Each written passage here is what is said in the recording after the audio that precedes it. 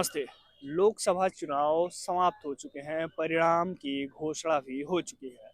इस चुनाव के परिणाम सबको चौकन्ना कर दिया है। पूरे देश की जनता चौकन्ना रह गई जिस दिन 4 जून को परिणाम आया।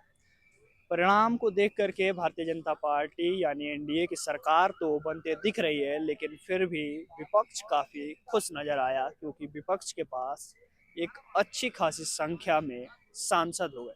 साथ ही साथ जो भाजपा है उसके पास पूर्ण बहुमत की सरकार खुद के दम पर नहीं बना पाई, एनडीए के साथ उसको सरकार बनानी पड़ेगी। अभी हमारे पीछे आप देख रहे होंगे बड़ी संख्या में यहाँ पर एनएसयूआई और समाजवादी छात्र सभा के ये छात्र नेता हैं लखनऊ विश्वविद्यालय के, जो यहाँ पर एक संयुक्त अपनी मीटिंग रखे हैं, बातचीत कर रहे हैं। और क्या कुछ बातचीत कर रहे हैं, क्या सोचते हैं चुनाव को लेकर के, आइए इनसे बात करते हैं, जानते हैं कि चुनाव के परिणाम पर क्या सोचते हैं। अपने बारे में बताइए और ये बताइए कि चुनाव परिणाम से कितना उत्साहित है। मैं महेंद्र यादव हूं। मैं राष्ट्रीय उपाध्यक्ष हूं समाजवादी छात्र सभा में और लखनऊ विश्वविद्यालय का स्टूडेंट भी रह चुका हूं।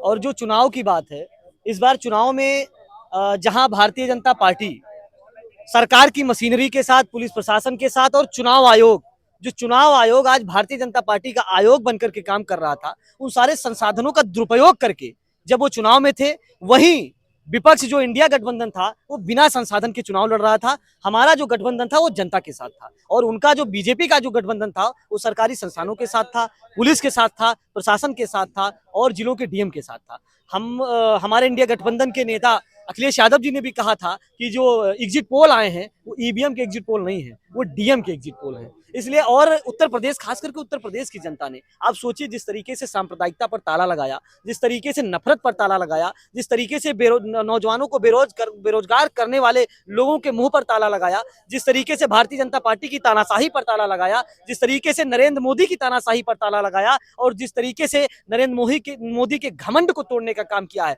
नरेंद्र मोदी की ऐंठन को कम करने का काम किया है, उसके लिए हम लोग उत्तर प्रदेश की जनता को धन्यवाद देते हैं। क्योंकि आज चूंकि जो इंडिया गठबंधन के मुद्दे थे, आप पत्रकार साथी, यूट्यूबर्स, तमाम लोगों ने हमारा सहयोग किया, सोशल मीडिया ने हमारा सहयोग किया, हम उनको भी धन्यवाद देते हैं। हमारे मुद्दे थे जिस तरीके से वननेस की बात भारतीय जनता पार्टी करती है कि हम इस देश में आएंगे तो हम एक साथ चुनाव करा देंगे, हम सारे चुनाव एक साथ कराएंगे। और उसके बाद किस तरीके से भारतीय जनता पार्टी ने और खास करके प्रधानमंत्री ने, ठीक है, लेकिन ये सवाल उठ रहा है कि सरकार तो उन्हीं की बन रही है ना, आप लोगों को तो विपक्ष में ही रहना आप ये बताइए, जिस तरीके से पहले तानाशाही करते थे, क्या कर पाएंगे? क्या क्या सही कर देते? संविधान को खत्म कर लेंगे? जो वो तो कभी नहीं कहे। भारतीय क्यों नहीं कहा? लल्लू सिंह कौन थे? अरुण गोविल कौन थे? वो हेगड़े कौन थे? उनके सांसदों ने क्या बोला? क्या भारतीय जनता पार्टी का बयान आया? उन्होंने खंडन किया। प्रधानमंत्री ने चुनाव से पहले कहा कि हम संविधान को नहीं बदलेंगे।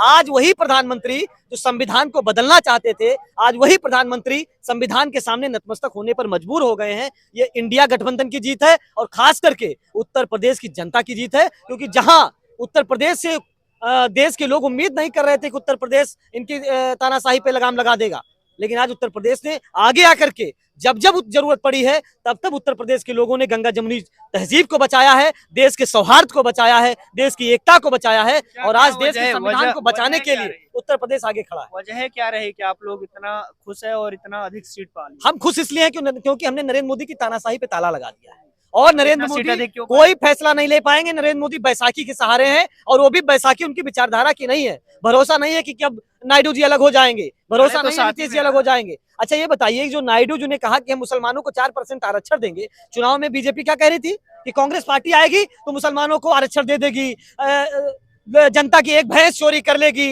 एक खेत ले लेगी, एक घर ले लेगी, क्या क्या बोल उलूल जुलूल बयान दे रहे थे। आज क्या हो गया? उत्तर प्रदेश की जनता ने कहा कि हम कुछ चोरी करें न करें, लेकिन तुम्हारी सीटें आधी चोरी कर लेंगे। उत्तर प्रदेश में आधी से ज्यादा हमने चोरी कर ली है ना। तो अब मुद्दों की बात होगी और इंडिया गठबंधन ने तय किया है। और खास करके आज हम लोगों की जो एक बैठक थी उसमें समाजवादी छात्र सभा, आइसा, एसएफआई और एनएसवाई के हमारे साथी शामिल थे। उन लोगों ने तय किया है कि जिस तरीके से उत्तर प्रदेश से परिणाम आए हैं, हम उनको जश्न उनका मनाएंगे। और आगे हमारे क्या मुद्दे हैं, जिस तरीके से नीट में घोटाला हुआ है, आप सोचिए कि लगातार ये भारतीय जनता पार्टी की सरकार घोटालों की सरकार हो गई है। नीट के ऊपर से लोगों का भरोसा उठ गया है और आज जिस तरीके से स्टूडेंट परेशान है कि कोई ऐसी परीक्षा नहीं है, मेरी जहां तक जानकारी है कि 12 से ज्यादा परीक्षाएं लीक हो चुकी है, उनका पेपर लीक हो चुका है और ये सरकार पूरी तरीके से फेल है। सरकार की मशीनरी फेल है, सरकार का मुख्यमंत्री फेल है। सरकार में कैसे आएंगे?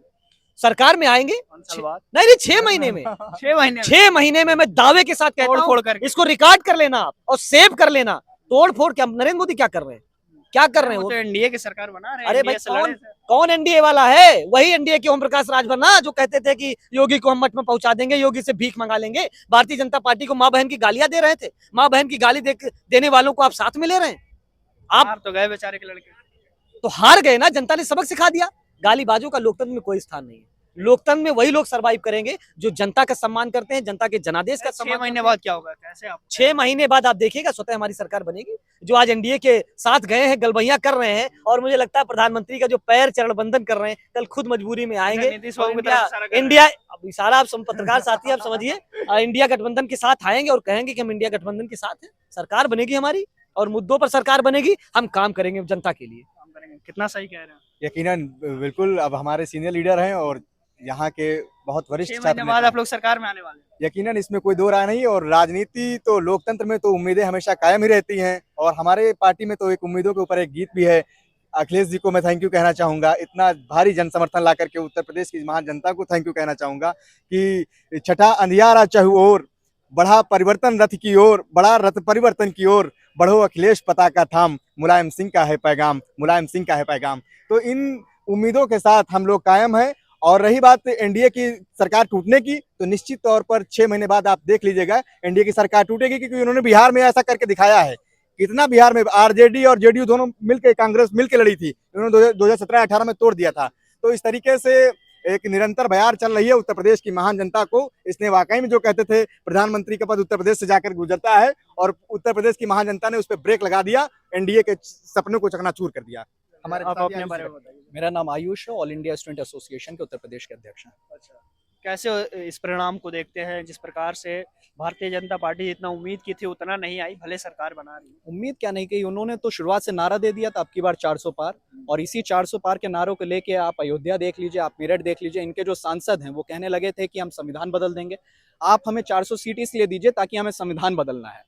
और इस देश की जनता ने समझ लिया, ये 400 सीट आप जो मांग रहे हैं, आप संविधान में इस देश को, संविधान को जो बदलना चाहते हैं, इस देश से आरक्षण खत्म करना चाहते हैं, इस देश में जो सामाजिक न्याय है उसको आप खत्म करना चाहते हैं। इस देश की जनता ने वो समझ लिया था और इनको मुंह की खानी पड़ी। एक तरीके से जो 400 का नारा दे रहे थे, आज अपने दम पे सरकार नहीं बना पाए हैं। एक समझौते की सरकार चल रही है, जिस तानाशाही के साथ रात को 8 बजे उठ के नरेंद्र मोदी कह देते थे कि हम नोटबंदी कर रहे हैं, कभी कह देते थे एकदम बेकार सा जीएसटी जो लागू कर देते थे। अब इनकी ये तानाशाही नहीं चलेगी। जो देश में जो नफरत की राजनीति इनकी पूरी थी, खास करके उत्तर प्रदेश की जनता ने एक स्वर में मोदी और शाह की राजनीति को खारिज किया है। जो राजनीति बुलडोजर की राजनीति है, जो लगातार संविधान और कानून व्यवस्था पे चल रही थी, उस राजनीति को इस देश की जनता ने, खास करके उत्तर प्रदेश की जनता ने, और अयोध्या से जो परिणाम आ रहा है उसने एक बहुत मजबूत मैसेजिंग देने का काम किया है कि जो सांप्रदायिक राजनीति कर रहे हैं, और असल में अयोध्या के लोगों को जाके मिलिए तो वो बताएंगे किस तरीके से पूरा अयोध्या, बनारस, आप धर्म की नफरत की राजनीति कर रहे हैं, वहां पे हजारों लाखों लोगों के घर तोड़ दिए जा रहे हैं। ये राजनीति नहीं चलेगी। जी, अपने बारे में बताइए और कम शब्दों में आज के बारे में जरा बताइए। देखिए, हमारा नाम तौकीर गाजी है, हम एमए हिंदी के छात्र हैं। और आज की जो बैठक हुई है, ये संविधान को बचाने के लिए जो अभी तक आंदोलन चल रहा था, उस संबंध में हुआ है, उसको लेकर हुआ है। और इस संबंध में मैं बताना चाहूँगा कि जिस तरीके से नरेंद्र मोदी और उनके पार्टी के लोग कहते थे कि संविधान को खत्म कर दिया जाएगा, उस नैरेटिव को खत्म कर दिया गया है। आज नरेंद्र मोदी इससे पहले संविधान सेफ है। बिल्कुल सुरक्षित है संविधान, देख नहीं रहे हैं, आज संविधान को चूम रहे हैं प्रधानमंत्री जी। उससे पहले क्या करते थे, सिंगोल लेकर उठा के जा रहे थे। तो संविधान आप समझिए सुरक्षित हुआ कि नहीं हुआ। प्रधानमंत्री को संविधान उठाना पड़ा तो संविधान सुरक्षित हुआ। प्रधानमंत्री जी ने कब कहा कि हम संविधान को नहीं मानते? देखिए, संविधान को मानना अब प्रधानमंत्री तो अपने मुंह से नहीं कह सकते, लेकिन अपने पार्टी के लोगों से तो कहलवा रहे थे। अच्छा, वो कहलवा रहे थे। बिल्कुल कहलवा रहे थे। अगर हम किसी संगठन से हैं, अगर हम किसी संगठन के लोग हम बोल रहे हैं, तो आप समझ जाइए कि शीर्ष नेतृत्व की आवाज है ये। अगर शीर्ष नेतृत्व से नहीं आवाज आ रही है तो मैं कैसे बोल रहा हूँ? अगर मैं बोल रहा हूँ या तो मुझ पर कार्रवाई हुई है, कोई कार्रवाई हुई नहीं हुई। तो उसी का जवाब जनता ने दिया। जी बिल्कुल, बहुत अच्छे तरीके से जवाब दिया। अयोध्या देख लीजिए, अयोध्या जिता दिया कि नहीं जिता दिया नरेंद्र मोदी जी। अयोध्या वाले सीट से ज्यादा खुश हैं आप लोग? हम क्या, पूरी जनता खुश है, सब खुश है, सब खुश हैं। अयोध्या की जनता खुश है। आज क्या कह रहे हैं कि अयोध्या की जनता हिंदू गद्दार है।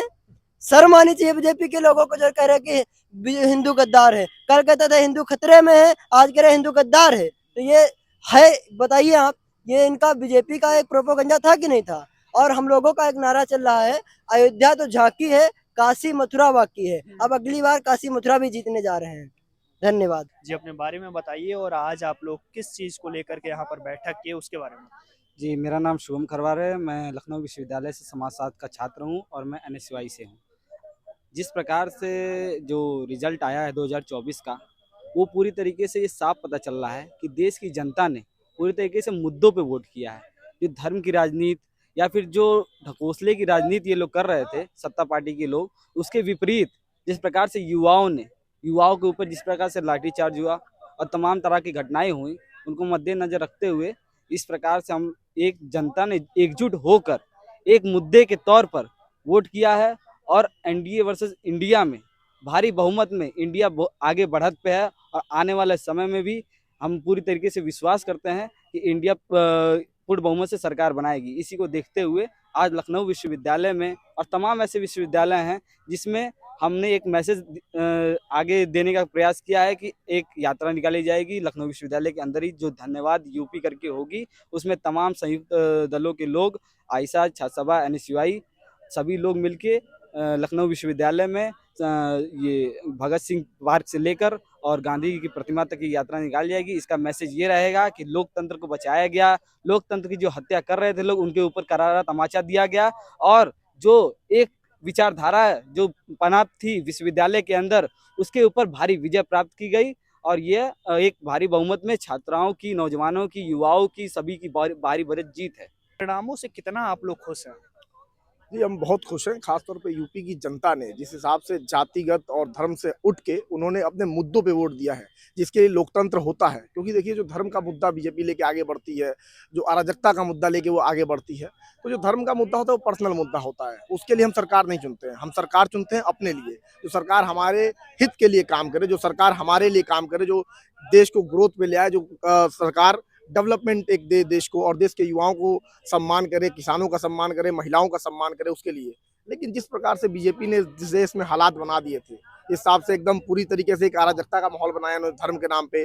महिलाओं के हिसाब क्या क्या दुष्कर्म किए गए बीजेपी की सरकार में, वो आपने देखा ही। किसानों को जिस हिसाब से इन्होंने रौंदा, युवाओं को बिल्कुल लाठीचार्ज जिस प्रकार से इन्होंने प्रयागराज से लेकर लखनऊ, दिल्ली तक हर जगह मचा दिया इन्होंने हंगामा। ऊपर से जो युवाओं की परिस्थिति इस देश में कर दी गई थी, जैसे आप जो योजनाएं आई युवाओं के लिए, अग्निवीर जैसी योजनाएं, उसमें एक खासा गुस्सा था लोगों का। हालांकि ये गुस्सा उस हिसाब से नहीं दिखा जैसे कि पहले की सरकारों में निकल आता था कि आदमी प्रोटेस्ट पे बैठ जाता था, आम लोग प्रोटेस्ट पे बैठ जाते थे, रामलीला मैदान पहुंच जाते थे। उस प्रकार से नहीं दिखा। क्यों? क्योंकि ये सरकार धीरे धीरे लोगों को टारगेट करने लगी थी, उनको पर्सनल लेवल पे उन चीजों को लेने लगी थी, उनके घर गिराने लगी थी, उनको पीड़ित करने लगी थी, बिल्कुल परेशान कर देती थी। वो लोगों ने जो गुस्सा था, एक जो पनपा था 10 साल से, वो लोगों ने ईवीएम पे जो बटन दबाया उसमें अपना पूरी तरीके से उन्होंने गुस्सा दिखा दिया। ये बताइए, विपक्ष का क्या भूमिका रहने वाला है? क्योंकि अब बराबरी का मामला है, भले आप लोग विपक्ष में बैठेंगे लेकिन विपक्ष का बड़ा भूमिका होता है। जी बिल्कुल, विपक्ष का बड़ा भूमिका होता है और इस टाइम पे जो पार्लियामेंट बन रही है वो हंग पार्लियामेंट होगी, क्योंकि बराबरी पे बिल्कुल होगा, क्योंकि 50-50 हिसाब से हो चुका है। और मैं आपको गारंटी दे रहा हूँ कि देखिएगा, सरकार 6 महीने भी नहीं चलने वाली है। ये सरकार भले ही जोड़ तोड़ करके जैसे भी बना ले, लेकिन 6 महीने भी नहीं चलेगी। क्यों? क्योंकि इसका सबसे बड़ा कारण है, क्योंकि बीजेपी जिससे कंधे पे हाथ रखती है और अपना बनाती है, उसका उसी हाथ से गला घोटती है। इन्होंने जैसे कि नीतीश बाबू भले ही इधर उधर चले जाते हो, लेकिन नीतीश बाबू भी परेशान है इस बीजेपी से, ऐसी बात नहीं है। आप महाराष्ट्र देख लीजिए, महाराष्ट्र में भी बहुत बड़ी सुगबुगाहट है।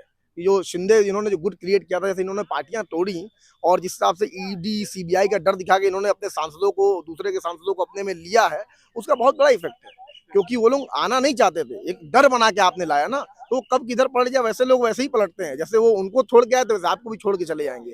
एक चीज समझ में नहीं आ रही है कि जो विपक्ष है आप लोग की, कांग्रेस पार्टी से जैसे कि आप हैं, कांग्रेस पार्टी 100 का भी आंकड़ा नहीं छू पाई, 99 पर रह गई और साथ ही साथ जो पूरे गठबंधन है, इंडिया गठबंधन, उसका पूरे सीट मिला दिया जाए तो भाजपा से कम है, फिर भी आप लोग इतना खुश। मैं आपका आंकड़ा सही कर दूं, 99 था जब जीती थी पार्टी। अभी 2 विधायक ने अपना जो सब पत्र होता है, समर्थन पत्र, वो सौंप दिया, कांग्रेस ज्वाइन कर लिया है। हाँ, तो अब 101 पे आंकड़ा है हमारे जीते तो आप लोग।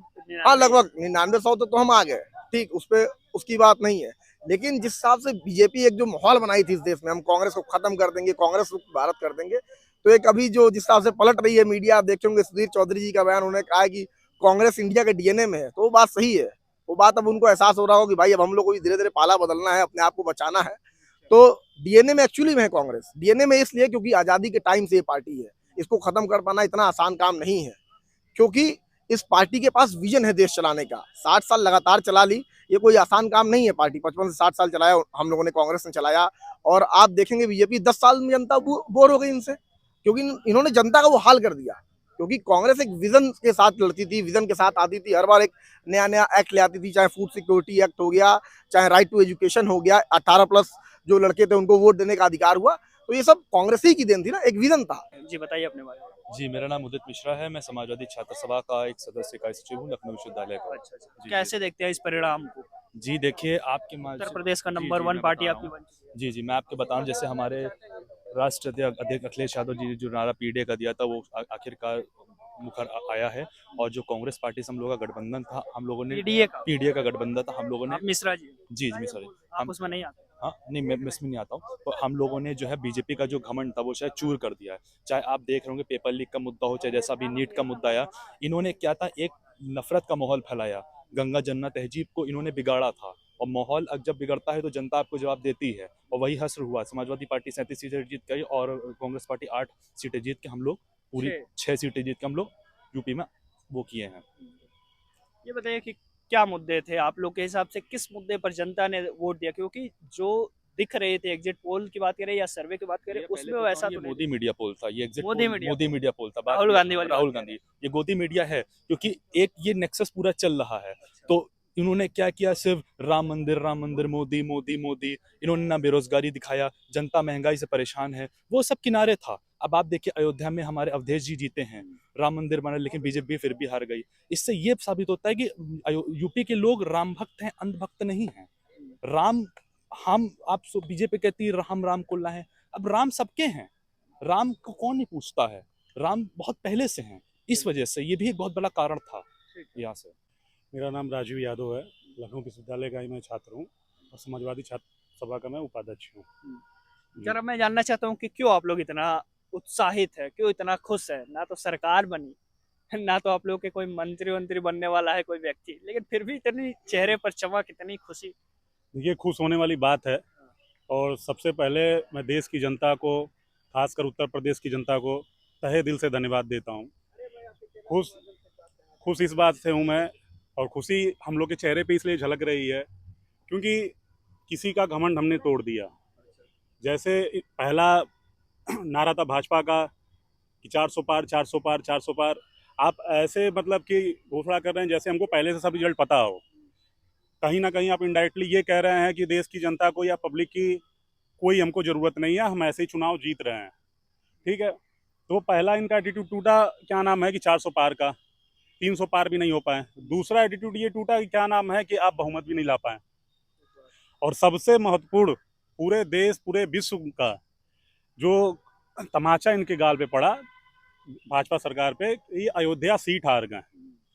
क्योंकि शुरू से ही इनका वही मुद्दा कि क्या नाम है कि समाजवादी ने ये किया, कारसेवकों पे गोली चलवाई। ठीक है, आपने राम मंदिर बनवाया, अच्छी बात है। हम भावना के, देश की भावना, चाहे धार्मिक भावना किसी भी जात का या धर्म मजहब की हो, मैं उसका सम्मान करता हूँ, अच्छी बात है। अयोध्या वाली सीट जीत कर ज्यादा खुश है क्या? बिल्कुल, क्योंकि भाजपा उसी से सबसे ज्यादा नाराज है। सबसे ज्यादा उसी से नाराज है। इसलिए तो भाजपा किसी प्रत्याशी या सीएम है, हमारे माननीय सीएम है योगी जी, चाहे मोदी जी हैं, किसी के चेहरे पे वो रौनक नहीं है। आप तो सरकार बना रहे हैं, आपको खुश होना चाहिए, लेकिन क्यों नहीं, कहीं ना कहीं वो दिल में अब जीवन भर वो। मोदी जी तो कह रहे हैं कि हार जीत लगी रहती है चुनाव। बिल्कुल कहेंगे, अब कोई उनके पास कोई रास्ता नहीं है। अभी जीत जाते तो कहते कि देश की, वहाँ की अयोध्या की जनता ने हमें स्वीकार लिया। लेकिन ये बताइए कि आप लोग से भी ये सवाल उठ रहा है कि इस बार आप लोग इतना खुश है, अगर वही आप लोग जब चुनाव हारते हैं तो ईवीएम पर सवाल खड़ा कर देते हैं। नहीं, ऐसी बात नहीं है। ठीक है, पहले कुछ गड़बड़ियां होती थी, उसके बिना पे हम लोग उठाए, लेकिन इस बार जनता बहुत सतर्क थी। बूथों पे जो कार्यसेवक थे वो बहुत सतर्क थे, उसके वजह से इनकी जो कामयाब करने के लिए उसको असफलता हमने दिया। ठीक है, जिसके वजह से तो ये इनके मुंह पे सबसे आजीवन समाचार रहेगा और जीवन याद रहेगा। और जनता ने ये डायरेक्टली इनको ये मैसेज दे दिया कि धर्म से क्या नाम है सरकार नहीं चलती, धर्म से देश नहीं चलता। ठीक है, अगर आपको देश को आगे विकसित करना है, एक विकसित की राह पे लेके चलना है, तो आपको रोजगार, मिडिल क्लास की फैमिली के लिए, चाहे देश के लिए, चाहे देश के किसानों के लिए आपको कार्य करना पड़ेगा।